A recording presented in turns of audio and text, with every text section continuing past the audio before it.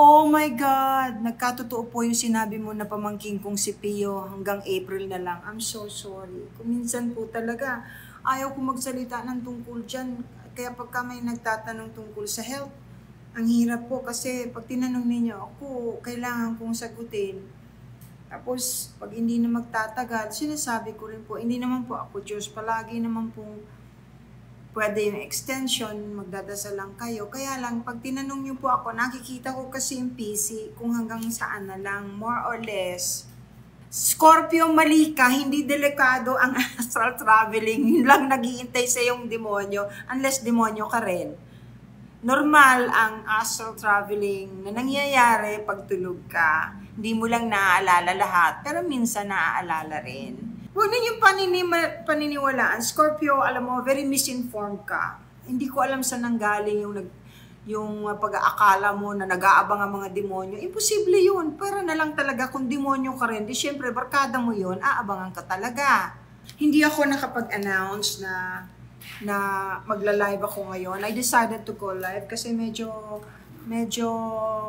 hindi ako nakapag-live ng isang araw. I try to make it at least once a week para naman yung mga maraming katanungan na hindi ko na nasasagot sa mga message ninyo, pwede ninyong tanungin dito.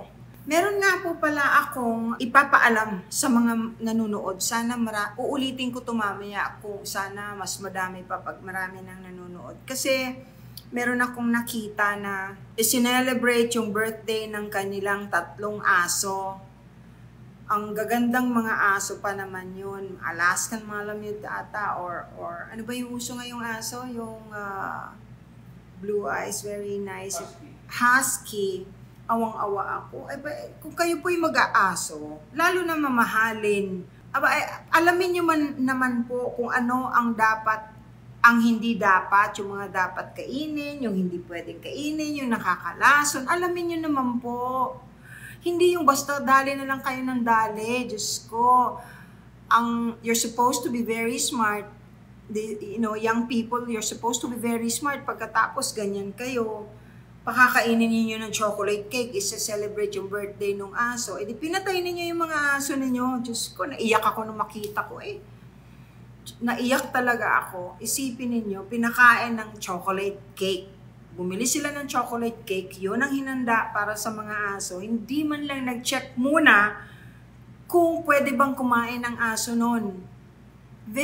Lason po ang chocolate, kahit anong klaseng chocolate, para sa mga aso. Kahit po sa mga pusa. Kaya, kung bago kayo magpakain ng mga ganyang bagay, i-check nyo naman muna po. Nakakalungkot.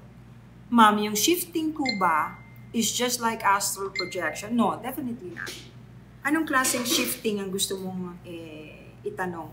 There's a shift in the frequency and the timeline of the earth. Ang acceleration ng pag-ascend ng mga tao ay napakabilis. May mga naiiwan, of course, yung mga matitigas ang puso. Yun po ang naiiwan. Yun po ba ang ibig niyo sabihin? Shifting kasi ay pagpapalit. Isa pa rin pong manifestation yan ng ascension. Yung nangangating katawan, yung wala ka namang galis, naligo ka naman, pero palaging merong makate. Ano yan, nag-change. Your body is beginning to adapt to the change in frequency at saka yung sa ascension. Nadidissolve na yung mga toxins, nawawala. It's a process that's sometimes painful. Medyo kuminsan mahirap at masakit, pero ganun talaga. Ganun talaga. Pag unti-unti kang nag-a-ascend, natatanggal yung mga toxins. Yung iba nga po nagkakadiarrhea, nagkukurso. Nagkakaroon po ng sakit-sakit na hindi na pabalik-balik. Wala namang infection. May kinalaman po yan sa ascension. Nagbabago po talaga.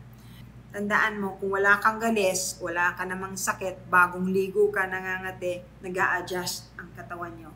Ganun po talaga yan. Maraming phenomena na nangyayari ngayon na tungkol dyan, na kaya binabanggit ko sa inyo para huwag kayo masyadong mag-alala. Kasi yung iba, ang gastos-gastos ng kapapadoktor, hindi naman makita kung ano-ano ng topical solution na pinapahid, pinapainom, hindi naman gumagaling. Kasi proseso po yan. Pero matatapos din po yan. pag nagpupunta po ako dyan ng 3:00 ng hapon, ng Biyernes, meron pong misa dyan na hindi nakikita ng mga tao.